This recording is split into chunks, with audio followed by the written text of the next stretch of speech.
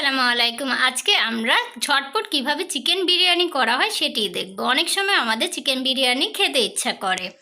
বাসায় বানিয়ে ফেলুন রেস্টুরেন্ট স্টাইলে চিকেন বিরিয়ানি এবং খুবই ঝটপট। চলুন তাহলে দেখে নিই কীভাবে আমরা বাসায় রেস্টুরেন্ট স্টাইলে ঝটপট চিকেন বিরিয়ানি বানাতে পারি। চিকেনটা আমি আগেই ম্যারিনেট করে রেখেছি। এর জন্য আমি 8 পিস পরিমাণ কক মুরগি নিয়েছি। আমি পার্টে পার্টে চিকেনগুলো খুলে নিয়েছি, আপনারা দেখতে পাচ্ছেন। চিকেনগুলো প্রায় 1 কেজি পরিমাণ ছিল। এজন্য আমি এর মধ্যে ম্যারিনেট করার সময় 2 টেবিল চামচ পরিমাণ টক দই, হাফ গ্লাস পরিমাণ দুধ এবং রাঁধুনি বিরিয়ানি মশলা পুরো প্যাকেটটা দিয়েছি। এরপর খুব ভালোভাবে মেখে ম্যারিনেট করে নিয়েছি। এখানে আমি কিছু আলু গোল শেপ করে কেটে নিয়েছি এবং লবণ দিয়ে মেখে নিয়েছি। এখানে আমি প্রায় 4টা আলু নিয়েছি মাঝারি সাইজের। আলুগুলো এবার আমরা তেলের মধ্যে দিয়ে ভেজে নিচ্ছি। আলুগুলো ভাজা হয়ে গিয়েছে। এবার একটা প্যানে পর্যাপ্ত পরিমাণ তেল দিয়ে এর মধ্যে পেঁয়াজ কুচি, রসুন বাটা এবং আদা বাটা দিয়ে ভালো করে কষিয়ে নেব। এখানে আমরা 2 চা চামচ পরিমাণ রসুন বাটা এবং 1 চা চামচ পরিমাণ আদা বাটা দিয়েছি, আর পেঁয়াজ দিয়েছি 2টো।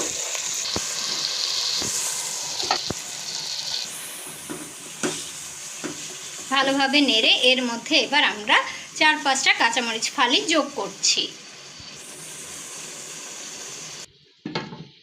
মাংস হতে হতে আমি এখানে 500 গ্রাম পরিমাণ চাউল নিয়ে নিয়েছি চিনি গুঁড়া, যেগুলো আমি খুব ভালোভাবে ধুয়ে পোলাও রান্না করব।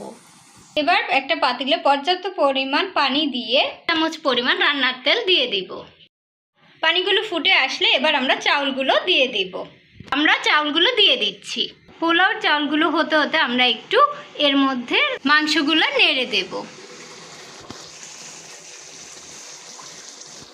এখানে আমি 8 থেকে 10টি কাঠবাদাম নিয়ে নিয়েছি, 1.5 টেবিল চামচ পরিমাণ চিনি এবং 1.5 টেবিল চামচ পরিমাণ দুধের গুঁড়ো নিয়েছি। এবার এগুলো খুব ভালোভাবে মিক্স করে নেব। এবার মাংসের মধ্যে দিয়ে দিচ্ছি। 2 চা চামচ পরিমাণ ঘিও দিয়ে দিচ্ছি। এই পর্যায়ে ভেজে রাখা আলুগুলো দিয়ে দিচ্ছি। এই পর্যায়ে 1 চা চামচ পরিমাণ গোলাপ জল এবং 1 চা চামচ পরিমাণ কেওড়ার জল আমরা দিচ্ছি। এই পর্যায়ে আমরা পেঁয়াজ বেরেস্তা যোগ করছি। এবার আমরা আবার ঢাকনা দিয়ে ঢেকে দেব। আমরা মাঝে মধ্যে ঢাকনা উঠিয়ে নেড়ে দিয়েছি, যেহেতু আমরা দুধের গুঁড়া ইউজ করেছি সেজন্য নিচে লেগে যাওয়ার সম্ভাবনা ছিল। এরকম তেল উঠে আসলে এই পর্যায়ে যে আমরা চাউলগুলো সিদ্ধ করে রেখেছি, চাউলগুলো আমরা প্রায় 90% সিদ্ধ করে রেখেছিলাম, সেগুলো এ পর্যায়ে দিয়ে দিব। চাউলগুলো দিয়ে দেওয়ার পরে এর মধ্যে আমরা উপরে বেরেস্তা দিয়ে দিচ্ছি, কিছু কিশমিশ এবং আলু বোখরা যোগ করছি। এবার আমরা ঢাকনা